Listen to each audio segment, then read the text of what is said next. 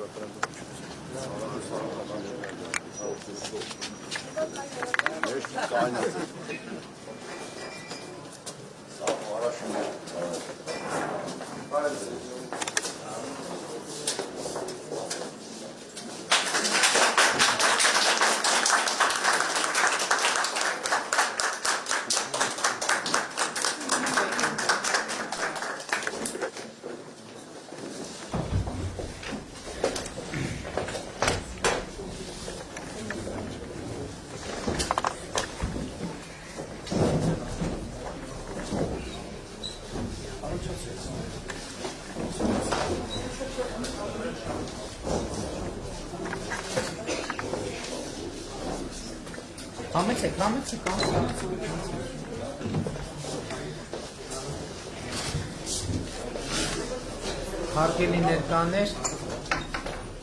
մեր այսօրվա առաջին հանդիպումը Նորք Մարաշի քաղաքացիական պայմանագիր կուսակցության Նորք Մարաշի նախընտրական շտաբում է եւ ես այստեղ էլ ուզում եմ մեր բոլոր ակտիվիստներին, համախոհներին շնորհակալություն հայտնել, որ այս դժվար ժամանակահատվածում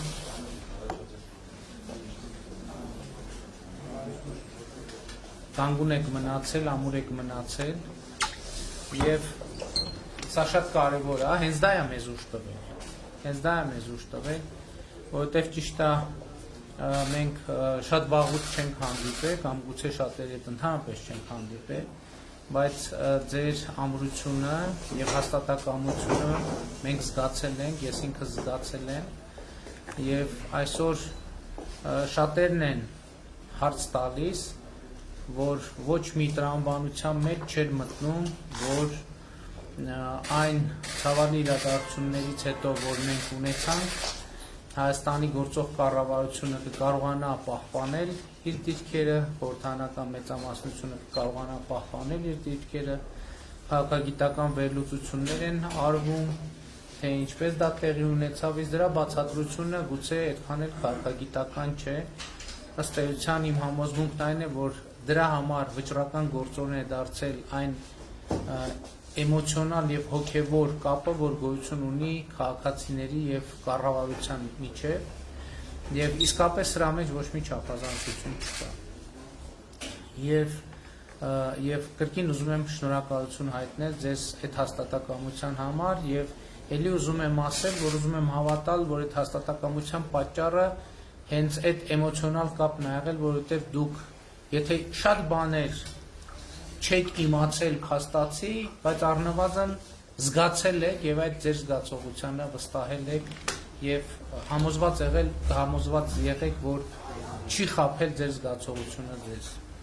Ես երեք շատ խոսեցի անցյալից, ուզում եմ այսօր խոսել ներկայից եւ ապագայից, ամենահրատապ խնդիրը, որ մենք այսօր ունենք, հայ-ադրբեջանական սահմանին տիրող վիճակն է եւ ուզում եմ հետեւյալ մի քանի արձանագրում անել, նախ եւ առաջ ուզում եմ ասել, որ իմ գնահատմամբ մենք հիմա շատ արագ դեէսկալացիայի հնարավորություն ունենք, որովհետեւ ես նախորդ անվտանգության խորհրդի նիստում ելույթ ունեցա եւ նաեւ վերջին օրերին մեր մի շարք գործընկերներ հանդես են եկել հայտարարություններով եւ ես ուզում եմ մեր բոլոր միջազգային գործընկերներին շնորհակալություն հայտնել իրավիճակին այդպիսի ուշադրությամբ հետևելու համար, ուզում եմ շնորհակալություն հայտնել Ռուսաստանի Դաշնության մեր գործընկերներին, ԵԱՀԿ Մինսկի խմբի համանախագահող մյուս երկրներին, Ֆրանսիային, Միացյալ Նահանգներին, Եվրոխորհրդարանին, Հնդկաստանին, Կանադային, մյուս երկրներին, որոնք արձագանքել են, բայց ուզում եմ մեր բոլորի ուշադրությունը հրավիրել ԵԱՀԿ Մինսկի խմբի համանախագահների 3 տարածած հայտարարությանը, այդ տարածությունը ուզում եմ ասել, որ ողջունում եմ այդ հայտարարությունը եւ այնտեղ ներկայացված քայլերի տրամաբանությունը սկզբունքորեն ըստ էության ընդունելի է մեզ համար ինչու՞մ է այդ քայլերի տրամաբանությունը ԵԱՀԿ Մինսկի խմբի համանախագահները հիշեցնեմ, որ համանախագահող երկրներ են Ռուսաստանը, Ֆրանսիան, Միացյալ Նահանգները կոչ են արել, որ անհետաձգելի քայլեր ձեռնարկվեն սահմանային լարվածությունը նվազեցնելու համար եւ ըստ էության առաջարկվել է, որ կողմերը իրենց զորքերը հետ քաշեն եւ այս համատեքստում է արված հայտարարությունը անհետաձգելի քայլերի մասին մենք ուզում եմ ասել եւ շարունակությունը կարեւոր եւ ԵԱՀԿ Մինսկի խմբի համանախագահության աջակցությամբ իրականացնել սահմանային կետերի ճշգրտման աշխատանք, դեմարկացիա, դելիմիտացիա։ Ես ուզում եմ ասել, որ հավաստել, որ Հայաստանի կառավարությունը հաստատակամ է գնալ այդ ճանապարհով եւ մենք պատրաստ ենք ցանկացած պահի սկսել ինչպես նշել էի զորքերի հետ քաշման գործընթացը եւ սպասում ենք, որ ԵԱՀԿ Մինսկի խմբի համանախագահները համապատասխան պայմանավորվածություն ձեռք բերեն Ադրբեջանի հետ, որպեսզի մենք միաժամանակ սկսենք զորքերի հետ քաշումը, խոսքը մասնավորապես Սոտ Խոզնավար հատվածի մասին է, որտեղ արդեն մայիսի 12-ից մենք ունենք որոշակի լարվածություն եւ իհարկե մենք պատրաստ ենք ԵԱՀԿ Մինսկի խմբի համանախագահության հովանու ներքո սկսել հենց այդ հատվածից սահմանային կետերի ճշգրտման աշխատանքները եւ իհարկե պատրաստ ենք համանախագահության շրջանակներում լիարժեք վերականգնել բանակցային գործընթացը, սա իհարկե տարանջատված է սահմանների դեմարկացիայի թեմայից, բանակցային գործընթացը Ղարաբաղի հարցը կարգավորելու նպատակով։ Ընդհանուր առմամբ Մինսկի խմբի համանախագահների հայտարարության մեջ անդրադարձ կար նաև գերիների խնդրին եւ ասվում էր, որ կոչ էր արվում, որ գերիները վերադարձվեն, մենք այդ կետը նույնպես ողջունում ենք եւ ըստ էության էլի ասեմ, որ մենք պատրաստ ենք ցանկացած պահի սկսել զորքերի հետ քաշումը եւ մենք սպասում ենք դրա համար ԵԱՀԿ Մինսկի խմբի համանախագահների ազդանշանին, որ համաձայնությունը պայմանավորվածությունը ձեռք է բերված Ադրբեջանի իշխանությունների հետ եւ գործընթացը սկսենք եւ դեսկալացիան կարծում եմ այո կարելի է հենց այսօրվանից սկսել համենայն դեպս մենք պատրաստ ենք եւ նաեւ ուզում եմ ասել որ հաշվի առնելով դուք գիտեք որ պաշտպանության նախարարությունը մեր մի քանի անգամ հայտարարություններ էր տարածել որ եթե ողջամիտ ժամկետներում դուրս բերումը տեղի չունենա պաշտպանության նախարարությունը մեր զինված ուժերը պատրաստ են նաեւ համապատասխան օպերացիա իրականացնել մեր տարածքի պաշտպանության առումով ես կարող եմ ասել որ քանի որ ԵԱՀԿ Մինսկի խմբի համանախագահող երկրները առաջարկել են սկզբում հրաժարվել ուժի կիրառման կամ ուժի կիրառման սպառնալիքից այս խնդրի լուծման համատեքստում եւ քանի որ այդ մոտեցումը համահունչ է առաջարկվող ճանապարհային քարտեզը մեր պատկերացումներից ես ուզում եմ ասել որ ամբողջությամբ ընդունում ենք ԵԱՀԿ Մինսկի խմբի համանախագահության առաջարկները որոնք ձևակերպված են 3 տարածված հայտարարությամբ եւ ելի ուզում եմ ասել որ մենք այդ տրամաբանությամբ էսկալացիան չբարձրացնելու եւ ընդհակառակը նվազեցնելու տրամաբանությամբ սպասում ենք այդ ազդակին եւ որ պահին այդ ազդակը կա պայմանավորվածությունը արձանագրվի մենք այդ միջոցառումները կձեռնարկենք հիշեցնեմ որ խոսքը հետեւյալի մասին էր որ երկու կողմերը ընդհանրապես զինված ուժերը ետ են քաշում սահմանային այդ հատվածից խոսքը Սոտ Խոզնավար հատվածի մասին է եւ միջազգային հովանու ներքո այնտեղ տեղակայվում են միջազգային ներկայացուցիչներ դրանք կարող են լինել ռուս խաղաղապահներ դրանք կարող են լինել ԵԱՀԿ Մինսկի խմբի համանախագահության դիտորդներ դրանք կարող են լինել եւ ռուս խաղաղապահներ եւ ԵԱՀԿ Մինսկի խմբի համանախագահության դիտորդներ դա արդեն խորհրդակցության եւ որոշելու հարց է մեզ համար տարբերակները բոլոր տարբերակները ընդունելի են գլխավոր արձանագրումն այն է, որ մենք այո գնում ենք այդ ճանապարհով եւ գնում ենք դեսկալացիայի եւ հարցը այդ բանակցությունների միջոցով սահմանային կետերի ճշգրտման միջոցով լուծելու ուղղությամբ այսքանը ընթացիկ իրավիճակի մասին եւ ինչ վերաբերվում է ապագային սիրելի ներկաներ ես ուզում եմ ասել որ իհարկե այս համատեքստում շատ կարևոր է արձանագրել որ տարածաշրջանի խաղաղությունը եւ երկարատև խաղաղությունը եւ կայունությունը շատ կարևոր է մեր բոլորիս համար եւ ըստ էության եթե հիմա մենք կարողանանք Մինսկի խմբի համանախագահների 3 առաջ քաշած առաջարկներով առաջ գնալ, սա ըստ էության կնշանակի, որ մենք երկարաժամկետ բանաձև ենք գործարկում սահմանային հարցերի ճշգրտման ուղղությամբ եւ մենք սկսում ենք այդ գործընթացը Ղարաբաղի ես ուզում եմ շատ կարևոր է ընդգծել եւ այդ ընդգծումը նաեւ կա մեր միջազգային գործընկերների հետ Ղարաբաղի հարցի կարգավորումը բովանդակային առումով չի առնչվում սահմանների ճշգրտման հետ եւ մենք մյուս կողմից ինչպես արդեն ասացի պատրաստ ենք լիարժեք ներգրավել բանակցային գործընթացում Ղարաբաղի հարցը կարգավորելու համար եւ ահա այս երկու գործողությունները երբ որ համանախագահության շրջանակներում բանակցությունները լիարժեք վերականգնվում են եւ սահմանների ճշգրտման հետ կապված Մինսկի խմբի համանախագահության առաջարկող բանաձևը գործարկվում է դա ստեյության դառնում է շատ կարևոր մի քայլ մեր ապագայի վերաբերյալ մեր պատկերացումների իրականացման համար այդ պատկերացումների մեջ անկյունակարային եւ կարևոր նշանակություն ունի որպես նպատակ մենք ձևակերպում ենք Հայաստանի համար խաղաղ զարգացման դարաշրջան բացելու հնարավորություն որովհետեւ մեզ պետք է իսկապես դարաշրջան որտեղ հայ ժողովուրդը Հայաստանում Արցախում կարողանա հնարավորություն ունենա խաղաղ զարգացման իր գործերով զբաղվել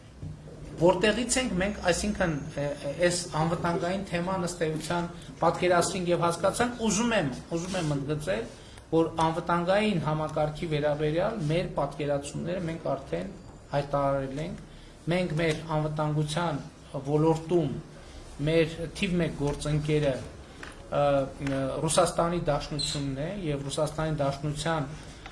հետ ունենք միացյալ զորախմբի վերաբերյալ եւ միացյալ հակաօդային պաշտպանության համակարգի վերաբերյալ պայմանագիր եւ այդ պայմանագրերով անհրաժեշտ ընթացակարգերը պիտի անցնենք հավաքական անվտանգության պայմանագրի կազմակերպությունը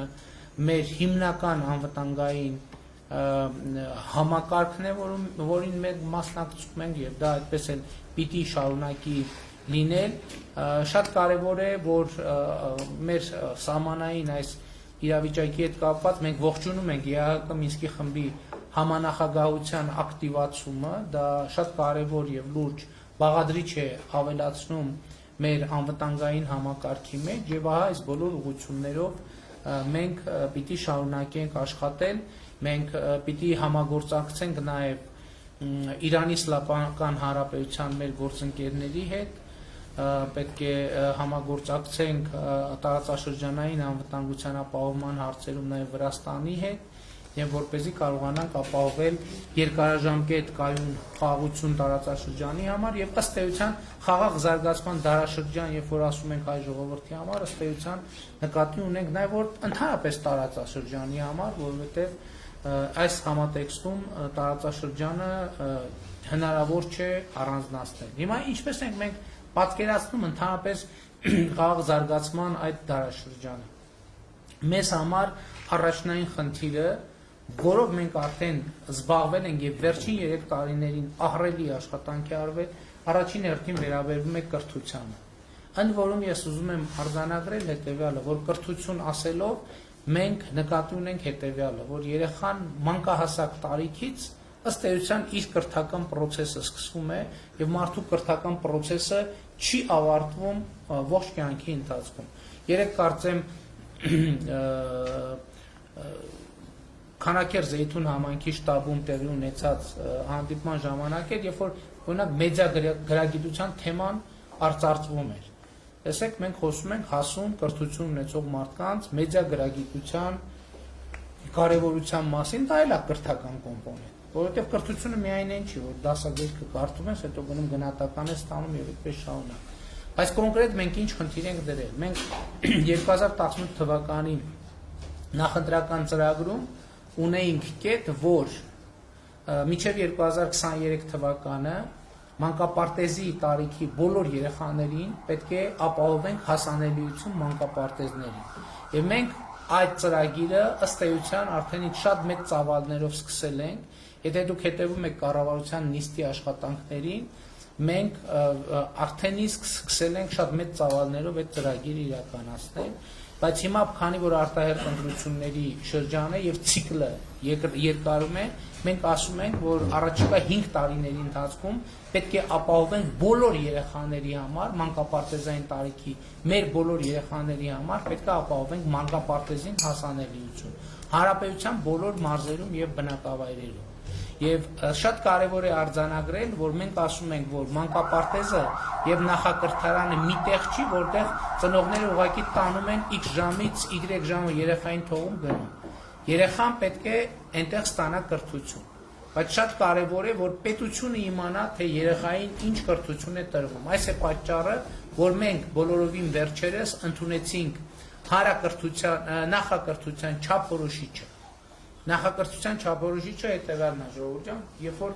պետությունը դնում է ստանդարտ, թե երեխան, այս խմբի երեխան, այս տարիքային խմբի երեխային ինչ գիտելիքներ եւ հմտություններ պետք է հաղորդել, ինչպես պետք է դա անել եւ արդյունքները ինչպիսին պետք է լինեն։ Հաջորդ խնդիրը, որը մենք լուծում ենք, հետևյալն է, որ մանկապարտեզների նախակրթարանների ուսուցիչ դաստիարակները պետք է ունենան որակավորում։ Երկար ժամանակ մենք այսօր մանկապարտեզներում եւ նախակրթարաններում ունենք բազմաթիվ բարձր որակի մասնագետներ, բազմաթիվ, բայց մենք հիմա չունենք մի իրավիճակ, որ բացառել ենք ոչ պատշաճ որակի մասնագետների մուտքը նախակրթարան։ Գիտեք ժողովուրդ, մենք այս վերաբերմունքը մի քիչ պիտի փոխենք։ Մենք շատ դեպքերում դե մանկապարտեզա լավ ընդունենք մեր երեխուն, մեր բարեկամին, ընդունենք աշխատանքի, դե գնա գա գոնե տնից դուրս գա եւ այլն։ Սա գիտեք ինչ, այս վերաբերմունքից պետքա դուրս գա, որտեղ եթե պրոֆեսիոնալ հմտություններ չունեցող դաստիարակն է շփվում երեխայի հետ, դա այդ երեխայի հասուն տարիքում ունենում է իր արտահայտությունը, պարտադիր, ու այդ արտահայտությունը նեգատիվ է։ Եվ մենք պետք է շատ խիստ լինենք, հասկանում եք, երբ որ մենք տեսնենք, որ ասենք օրինակ երեխայի նկատմամբ որևէ մեկը բռնություն է գործադրում, կամ երեխային վատ խորհուրդ է տալիս, մենք դա չենք հանդուրժի, չէ՞։ Բայց մյուս կողմից մենք պետք է ապահովենք, որպեսզի մեր նախակրթարաններում, մանկապարտեզներում լինեն պատշաճ որակյալ դաստիարակ ուսուցիչներ։ Եվ հիմա մենք սրա համար ինչ մեխանիզմ ենք գործարկում, մենք սրա համար գործարկում ենք պարտադիր ատեստավորման մեխանիզմը։ Մենք ինչ ենք ասում ենք, որ բոլոր այն ուսուցիչ դաստիարակները, որոնք այսօր աշխատում են նախակրթարաններում, պետք է ատեստավորվեն։ Ընդ որում, ով ատեստավորվեց, իրենց աշխատավարձերը պիտի բարձրանան։ Այսինքն մարդ եկավ իր որակավորումը հաստատեց, մենք դպրոցներում արդեն սկսել ենք, այս անցնում ենք արդեն մանկապարտեզ, դպրոցներում ինչ ենք անում։ Հիմա սկսել է որակավորումը, նրանք ովքեր որակավորումը անցան, այս փուլում 5 առարկաների ուսուցիչներ։ Նոյեմբերից 30-ից 50% աշխատավարձերը բարձրանալու են։ Արդեն այդ ծրագիրը գործում է։ Նույնն էլ մենք պետք է անենք նախակրթարաններում։ Եկավ անցավ որակավորումը, 30-ից 50% աշխատավարձը պետք է բարձրանա։ Հիմա հարց, բան նրանք ովքեր չանցան որակավորումը։ Նրանք ովքեր որակավորում չեն անցնում, մենք եւս 2 անգամ նրանց հնարավորություն տալիս ենք։ Այսինքն եւս 2 անգամ նրանց հնարավորություն ենք տալու որակավորվել եւ բարձրացնել աշխատավարձը իրենց։ Այսինքն մարդը կարող է մինչեւ այդ պահանջները չեն եղել եւ այլն եւ այլն։ 2 անգամ, երկրորդ անգամ չստացվեց, երրորդ հնարավորությունն ենք տալիս։ Երբ որ երրորդ անգամ էլ չստացվեց, մենք օգնում ենք, որ մարդը գտնի այլ աշխատանք։ Բայց մենք ասում ենք կներեք, այս պարագայում մենք մեր երեխաների ապագան չենք կարող ձեզ վստահել։ Եվ այս տրամաբանությամբ մենք աշխատում ենք եւ ինչ հարց ենք լուծում։ Նախ դաստիարակ ուսուցիչի աշխատանքը լինում է ոչ թե մի աշխատանք, որտեղ ուղղակի մեր բարեկամներին ընդունում ենք, որ յոլա գնանք, այլ դա լինում է պատշաճ վճարվող աշխատանք, որը հեղինակություն ունի այդ աշխատանքը։ Այսինքն այս որակավորումներով ընդ որում այս առաջի ցիկլը ավարտելով ենթադրենք հանրապետության բոլոր դաստիարակ ուսուցիչները որակավորվեցին։ Աշխատավարձերը բարձրացան։ Մենք դրանից հետո նոր գրադացիաներ ենք ավելացնում։ Այս դեպքում մենք դնում ենք մինիմում նշաձողը, հետո սահմանելու ենք ավելի բարձր նշաձողեր, որպեսզի համոզվենք, որ մի նշաձողից ցածր մակարդակ ունեցող դաստիարակ չկա, իսկ նրանք, ովքեր ձգտում են իրենց որակավորումը բարձրացնել, սա պիտի նշանակի, որ նաև իրանք իրենց աշխատավարձն են բարձրացնում։ Եվ արդյունքում ուսուցիչ դաստիարակի աշխատանքը կդառնա լուրջ վճարվող լուրջ աշխատանք։ Մենք կհասկանանք, որ այս մարդիկ, այսինքն իրանք էլ կհասկանան, պետական սերտիֆիկատ կունենան, որ այս մարդիկ մեր ապագայի ճարտարապետներն են։ Իրանք, որ ամեն օր մտնում են նախակրթարան կամ մանկապարտեզ, իրանք դառնում են մեր ապագայի ճարտարապետները։ Այս բովանդակային մասն է, որը շատ կարևոր է։ Զուգահեռ ինչ ենք անում։ Մենք սկսում ենք մանկապարտեզների, նախակրթարանների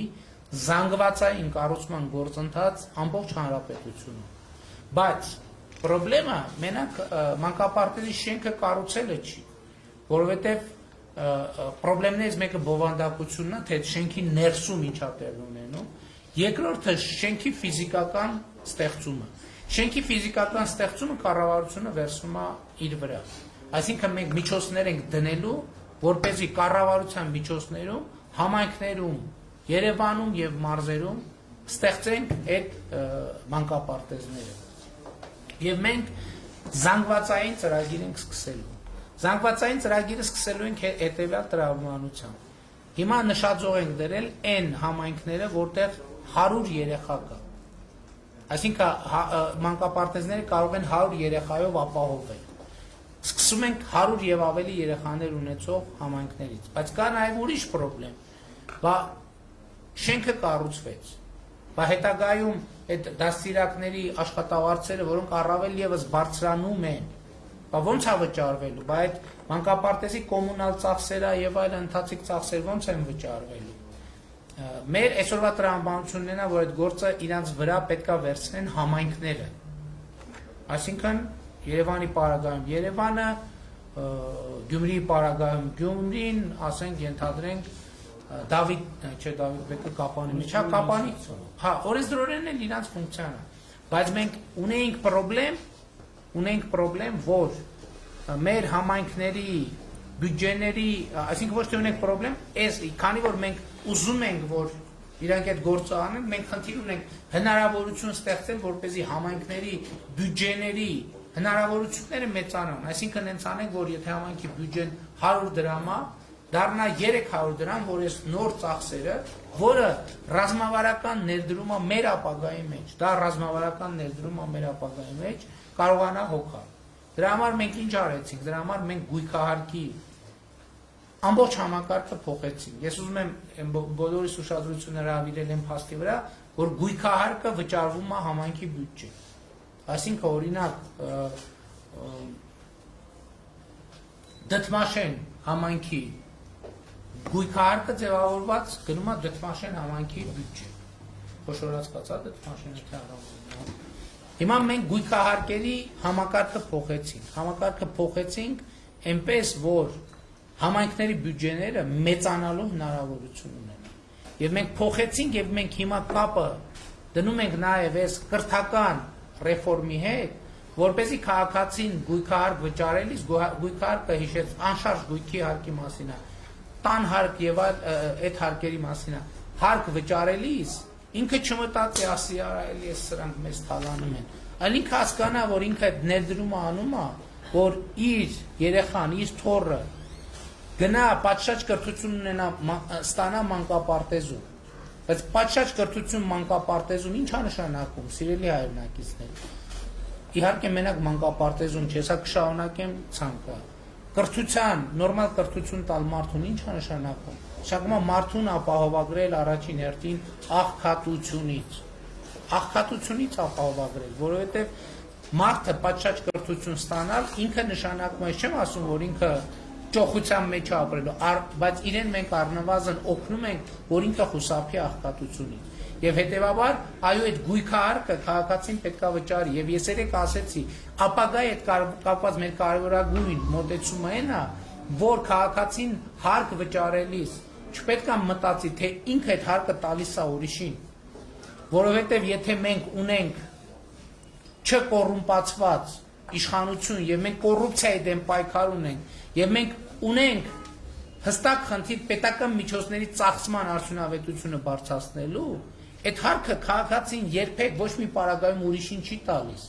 Այդ հարկը քաղաքացին տալիս է ինքը իրեն, ուղղակի իր գրպանից, մի գրպանից դնում է այն ընդհանուր գրպանի մեջ, որի ծախսման արդյունքում իր համար կառուցվում է ճանապարհ, իր երեխայի համար կառուցվում է մանկապարտեզ, իր երեխայի համար կառուցվում է դպրոց, իր համար, իր ընտանիքի անդամների համար կառուցվում է հիվանդանոց, ապահովում է անվտանգություն եւ այդպես շարունակ։ Հիմա հետեւաբար այս գույքահարկի համակարգի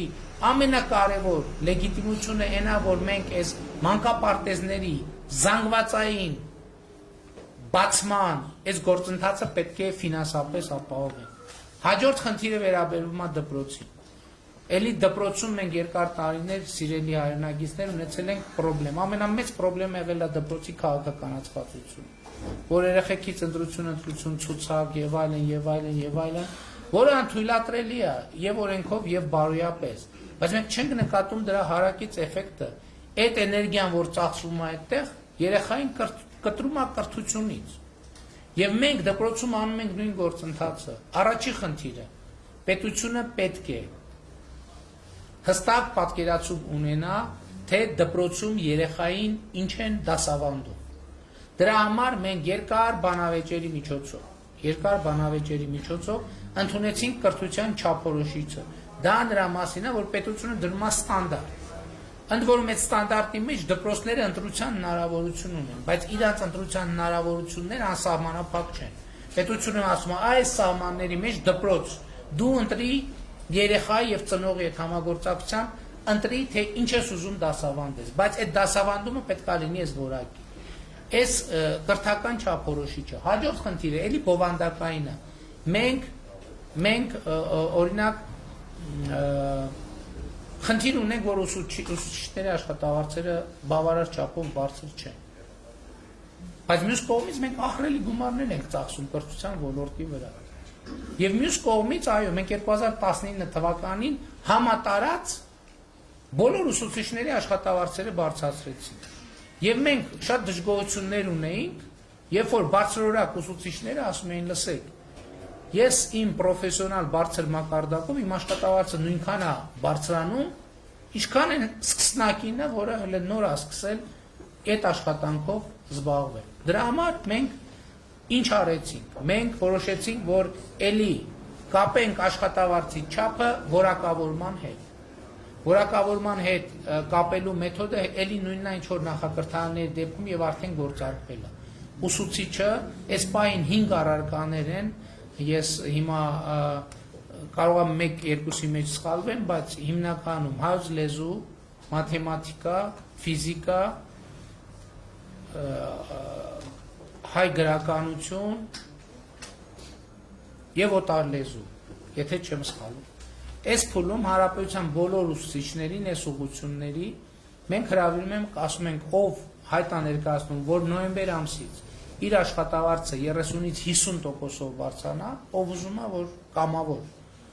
բարձրանա, մենք հրավիրում ենք իրանց ատեստավորումը։ Ով ատեստավորումը եկավ, հանձնեց եւ իր որակավորումը սահմանեց, վերահաստատեց, նոյեմբերից աշխատավարձերը 30-ից 50% բարձրանա։ Սա արդեն գոյություն ունեցող process է։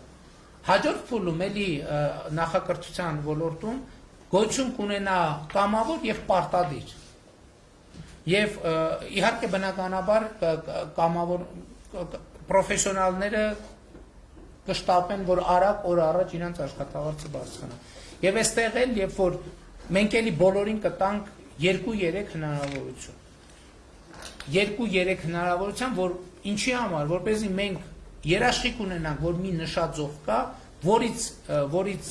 ցածր որակավորում ունեցող ոչ մի ուսուցիչ մեր դպրոցներ չի մտնի։ Եվ այս տրամաբանության մեջ մենք կաշխատենք եւ արդյունքում ինչ կստանանք, որ դպրոցներում կլինեն միայն որակյալ ուսուցիչներ եւ մենք մեխանիզմ կստեղծենք, որպեսզի ուսուցիչների աշխատավարձը շարունակաբար բարձրանա։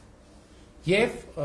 որակական շատ լուրջ խնդիր կլուծենք։ Հաջորդ հարցը, որը մենք պիտի լուծենք, դպրոցների շինարարության ծրագիրն է, որը մենք էլի իրականացնում ենք, այդ թվում գյուղական համայնքների շատ մեծ ուշադրություն ենք դարձնում։ Եվ եթե էլի հետևել եք կառավարության նիստի աշխատանքներին, վերջին նիստերում 5, 10, 15 համայնքներում մենք դպրոցների կառուցման ծրագրեր ենք իրականացնում եւ այս ընթացքում էլ եթե հիշողությունս չի դավաճանում 100-ից ավել դպրոցներ եւ 200-ի մոտ դպրոց եւ մանկապարտեզ արդեն նորոգել, հիմնանորոգել կամ կառուցել են։ Եվ այսինքն մենք այստեղ լուծում ենք կրթության ոլորտում ֆիզիկական ենթակառուցվածքի եւ բովանդակային ենթակառուցվածքի հարց, ինչա սա նշանակում։ Սա է այն փոփոխությունը, որ մեր երկրում բերելու է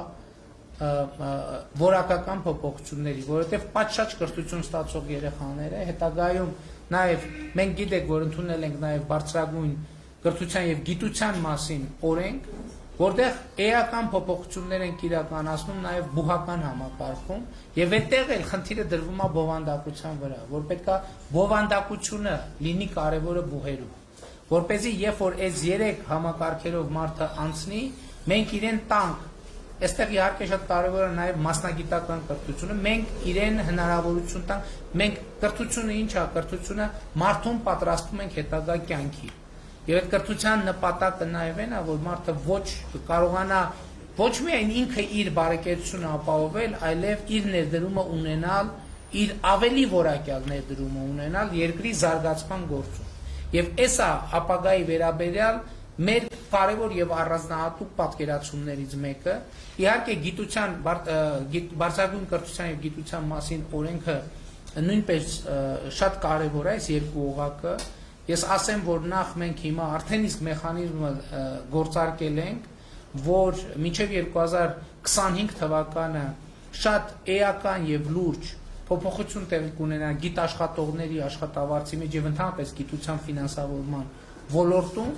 եւ սա արդեն սկսված ծրագիր է եւ ընդհանրապես գիտության ֆինանսավորման ոլորտում բարձրագույն ուսումնական հաստատությունների պարագայում նույնպես փոփոխություններ կլինեն, բայց ես ուզում եմ ձեր ուշադրությունը հրավիրել հետեւյալ խնդրի մասին։ Տեսեք, այսօր Հայաստանի Հանրապետությունում չկա ուշադրություն դարձրեք ոչ մի բու, ոչ թե կան քիչ են, այլ չկա ոչ մի բու, որի շենքային պայմանները ապահովեն այսօրվա ժամանակակից միջազգային ստանդարտների։ Մենք խնդիր ենք դրել, որ մենք պետքա Մենք խնդիր ենք դրել, որ պետք է բուհերի ռեյտինգներում մինչև 2050 թվականը առնվազն 2 բուհ ունենանք, հայաստանյան բուհ ունենանք ռեյտինգային համակարգում միջազգային։ Այդ ռեյտինգային համակարգերի մեջ շենքային պայմանները ամենակարևոր հատվածն են եւ այստեղից գալիս է գաղափարը, քանի որ մեր շատ դեպքերում շենքերի ընդլայնման եւ լավարկման հնարավորություններ չկան բուհական համակարգերի, որտեղ բոլորը գտնվում են կամ մեծ մասը Երևան քաղաքի կենտրոնում, իսկ Երևան քաղաքի կենտրոնը արդեն գեր ծանրաբեռնված է շինություններով եւ այլն։ Այդտեղ գաղափար կա Երևանից դուրս ստեղծել ակադեմիական քաղաք, որտեղ կսկսվեն կամած բուհեր ձևավորվել, շենքեր բուհական, որոնք կհամապատասխանեն ժամանակակից բոլոր չափանիշներին։ Ես ես մենակ մի օրինակ բերեմ, որ օրինակ մեր բուհական համակարգում այսօր մարզական ենթակառուցվածք ունեցող ոչ մի բուհ չկա, պատշաճ մարզական ենթակառուցվածք ունեցող։ Եվ նաև այլ չափանիշներին, զուտ ակադեմիական չափանիշներին համապատասխանող ոչ մի բուհ գոյություն չունի։ Եվ հետևաբար սա մի քիչ ավելի երկարաժամկետ ծրագիր է։ Սա այն մյուս դեպքերը, ինչ որ ասեցի, Ես վստահ եմ, որ առաջիկա արդեն իսկ սկսվել է եւ գիտության ֆինանսավորման ոլորտում, եւ հանրակրթության բարեփոխումներ, եւ նախակրթության բարեփոխումներ։ Ես վստահ եմ, որ մենք առաջիկա 5 տարում այս բոլոր ուղղություններով արդեն առնվազն շատ լուրջ արձանագրումներ կունենանք։ Ակադեմիական քաղաքի մասը ինքը ավելի երկարաժամկետ գործընթաց է, որովհետեւ ինքը ունի բազմաթիվ պարամետրեր եւ մենք հույս ունենք, որ այս ծրագիրը կիրականացնենք նաեւ մեր միջազգային գործընկերների ներգրավմամբ։ Հիմա օրինակ Հայաստանում կա խնդիր ֆրանսիական համալսարանը ուզում է կառուցի իր շենքը։ Հայաստանում կա Մոսկվայի պետական համալսարանի մասնաճյուղ, որը գտնվում է Երևանի կենտրոնում, բայց ոչ այնքան կրթական միջավայրում։ Հայաստանում կա ամերիկյան համալսարան, որը նախկին ոչ կրթական շենքում տեղավորված է, բայց իր պայմանները միևնույնն է չեն համապատասխանում, որովհետև այնտեղ եթե իրանք ուզենան զարգանան, եկա տարածք չկա ուղղակի, շատ մեծ բարդությունների կհանդիպեն։ Հիմա ամենակարևոր խնդիրը, որ մենք կարող ենք լուծել, հետևյալն է, որ մենք գտնենք ճիշտ տեղ, ճիշտ հողատարածք եւ օրինակ առաջարկենք մեր գործընկերներին եւ օրինակ Երևանյան բուհերից մեկն է, որը կորոշենք, որը բուհի համար ընդունելի կլինի, ասենք այս 4 սուբյեկտները տեղափոխվեն եւ այնտեղ սկսեն շինարարություն բուհերի բոլոր պայմաններով։ Իհարկե որոշակի ստանդարտներ կան, օդանավակայանից հեռավորություն։ Մենք ճանապարհ նույնպես պետք է կառուցենք, այդ պետական ենթակառուցվածքները կառուցենք եւ կարող ենք հենց այս հիմքի վրա ունենալ այսպիսի ակադեմիական քաղաք, հետագայում որ բուհը կուզենա տեղափոխվի այդտեղ, իսկ մեր խնդիրն է այնպես կազմակերպել process-ը, որ այնտեղ տեղափոխվելը լինի ցանկալի։ Այսինքն հեղինակությունը այդտեղը, որ բուհը այդտեղը արդեն իր հեղինակությունը եւ գրավչությունը ավելի բարձրացնի եւ այդ հարցը մենք այսպես լուծենք։ Ես ըստ էության համառոտ ներկայացրի կրթական ոլորտում մեր բարեփոխումների պատկերացումները եւ ուշադրություն դարձրեք, որ նախակրթարանից, ընդ որում մենք կարծում ենք, որ կրթությունը պետք է մենք պայմաններ ապահովենք, որպեսզի մսուրային տարիքից երեխան, գիտեք ինչ, երբ որ երեխան սկսում է խոսել, ինքը սովորում է բառեր, դա կրթական process է, այսինքն այդ կրթական process-ը բնական կրթական process-ը կազմակերպել է այնպես, որ ինքը լինի մաքսիմալ արդյունավետ։ Մենք այս նախակրթարանից մինչև բարձրագույն ուսումնական հաստատություն այս ծրագիրը ունենք եւ այդ ծրագիրը ըստ էության մի մեծ մասով արդեն իսկ իրականացման փուլում է։ Ես ուզում եմ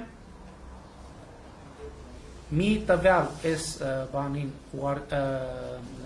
ուղղակի հրապարակեմ, որպեսզի նաեւ մենք իրավիճակը տեսնենք։ Ուրեմն 2019 թվականին հետազոտությունը արվել, որի արդյունքներով պարզվել է, որ 2018 թվականի դրությամբ մինչև 10 տարեկան դպրոցական տարիքի երեխաների 35%-ը չի տիրապետում ընթերցանության կանոններին։ Հասկանում եք, 2018 թվականի դրությամբ 2018 թվականի դրությամբ հետազոտությունը արվել է ամփոփվել է, այո 2018-19 թվականի դրությամբ մինչև 10 տարեկան երեխաների 35%-ը չի տիրապետում ընթերցանության, այսինքն կարդալ չգիտի։ 100 երեխայից 35-ը կարդալ չգիտի։ Սա այն պայմաններում, երբ որ կրթությունը ըստ հռչակվածի Հայաստանի Հանրապետությունում պարտադիր է եւ անվճար։ Մենք պատկերացնում ենք, այս 35% երեխաների ապագան շատ մեծ վտանգի տակ է, շատ մեծ։ Ընդ որում, այս երեխաների ապագան վտանգված լինելով, բոլորիս ապագան է վտանգվում։ Որովհետև մեծ հավանականություն կա, որ այս երեխաների մի մասը ցավալի է, բայց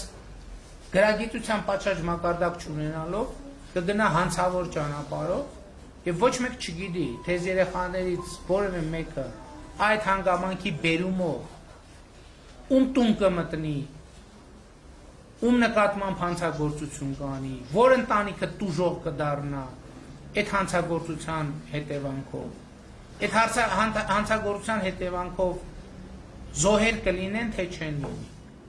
Եվ հետո այն ժամանակ մենք չենք հասկանա, որ այն ինչ որ տեղի ունենում հիմա, հետևանքն նրա, որ մենք անկախության 28-րդ տարում մեր 10 տարեկան երեխաների 35%-ը կարդալ չգիտի։ Իսկ եթե 10 տարեկան երեխան կարդալ չգիտի, դժվար է հավատալ, որ հետագա տարիներին մենք նրա կրթությունը կկարողանանք այնպես կազմակերպել, որ ինքը վերադարձնի իր կորցրածը։ Եվ այս է պատճառը, որ մենք հիմա այս հանդիպմանը Նոր Մարաշ համայնքում ինչու եմ ես եկել հիմա հիմնականում խոսեցի կրթության մասին։ Վերջում ես բացատրեցի դա, որովհետև այսօր ինչպես ենք մենք մեր երեխաների կրթությունը կազմակերպում, կախված է մեր բոլորիս նաև անվտանգությունը եւ բարեկեցությունը։ Կախված է, թե մենք ինչ միջավայրում ենք ապրել։ Եվ մենք այո այսօր վճռական ենք այս ծրագիրը իրականացնելու համար եւ մենք հույս ունենք, որ հունիսի 20-ին Հայաստանի Հանրապետության քաղաքացիները այդ մանդատը կտան մեզ այս ծրագիրը իրականացնելու։ Ես այստեղ խոսեցի միայն կրթությունից, իհարկե իմ խոսքը ուղիղ եթերում հեռարձակվում է եւ բնականաբար այս ասելիքը վերաբերվում է նաեւ այլ լսարաններին։ Ես հիմա իմ հաջորդ կանգառում մեկ այլ թեմայից կխոսամ, որի հասցեատերը իհարկե նաեւ դուք եք։ Շնորհակալ եմ շատ, լավ եղեք, մինչև հանդիպում։